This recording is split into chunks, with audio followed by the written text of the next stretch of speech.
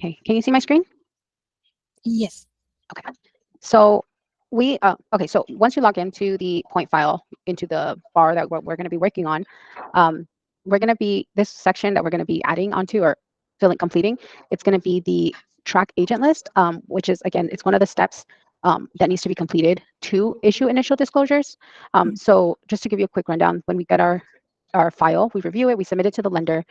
If we have to issue the disclosures on our end, then we have to complete the step. If the disclosures are sent on by the lender or by the bank, then we don't complete this step. But it is good to know in case you ever end up having to help Rudy with the initial disclosures. So we're going to go up here on this top section where it says track, and then we're going to go to agent list. Okay. So once we're on our agent list, this has already updated information on the lender contact. If you scroll down, it has our agents, our buyer and seller. You scroll down, it has our closing agent, which is also known as our escrow officer or escrow company, also known as a settlement agent, which is, again, it's also the escrow company. We have our title insurance, and then different other contact information, I guess, but we don't complete anything else other than these four here. Okay. So for our agents, not sure if you're already caught on to it or not, but you would find their information on the purchase contract or RPA on either, usually it's page 16, but depending on how long the contract is, it can be, I've seen page 17 or page 18 of it as well. Our closing agent, again, it's going to be our escrow company, so you can find their information on the master settlement statement or and through our emails. And then our title insurance, that's going to be our prelim, and again, also through the emails. So let me go ahead and start pulling the information. So the purchase contract. Let me.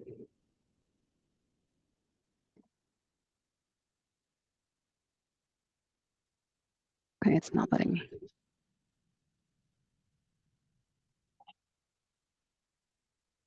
Okay.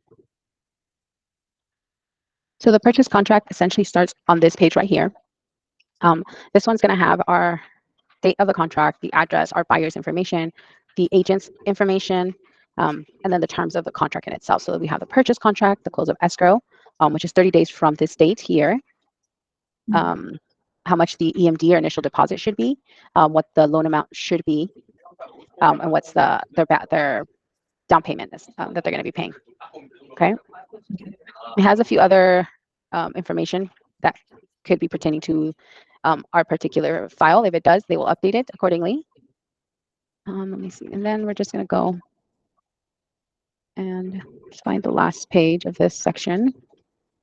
So page 16 here is the buyer and seller signatures for this contract.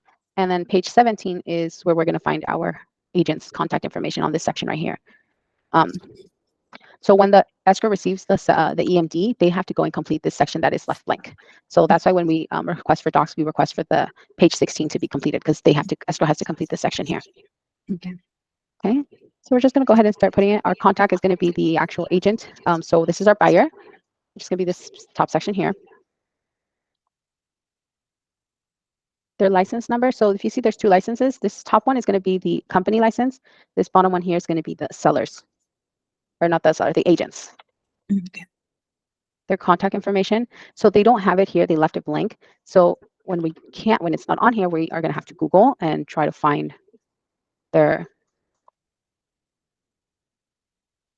contact number.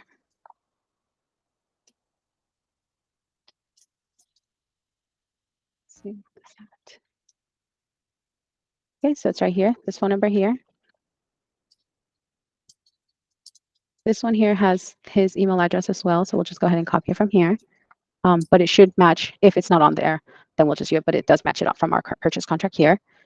So then we're going to go and put the company.